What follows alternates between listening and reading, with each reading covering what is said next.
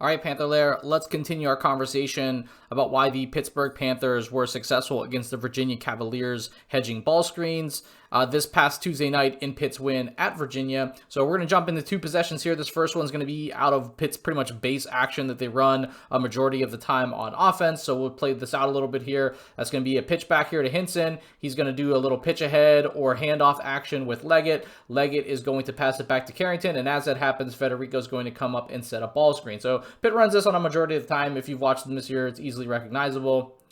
And you'll see that the hedge is going to occur on this ball screen. Now, the point of the hedging is to force the ball handler in the other direction. You're not allowing a guy to get downhill. Of course, that means that these three defenders are going to be defending four players for a little bit of extended time. And it's not a great defense if this player here, Carrington, with the ball, is able to turn immediately or able to make a play without having to do very much. And I think that's kind of where Virginia ended up lacking in their hedging here against Pitt.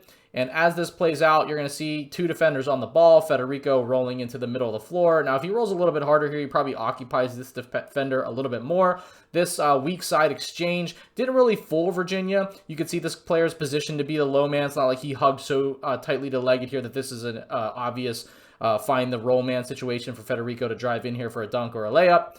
But as this plays out, you'll see instead, because the hedge really didn't do much against Bub, he just reverses the ball here. And noticing that this defender has picked up Federico, it's going to leave Leggett open here in the corner for a three-pointer and a clean look.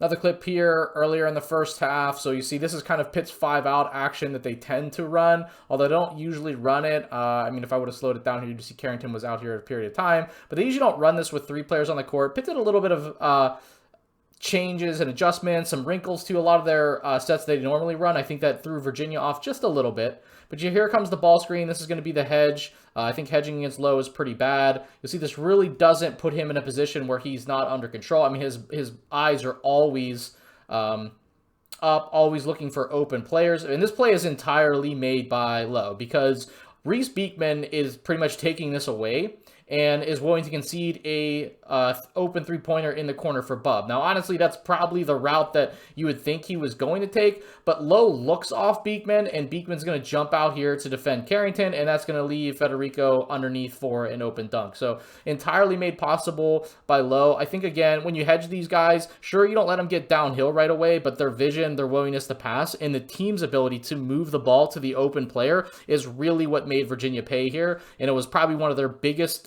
drivers to success, at least offensively.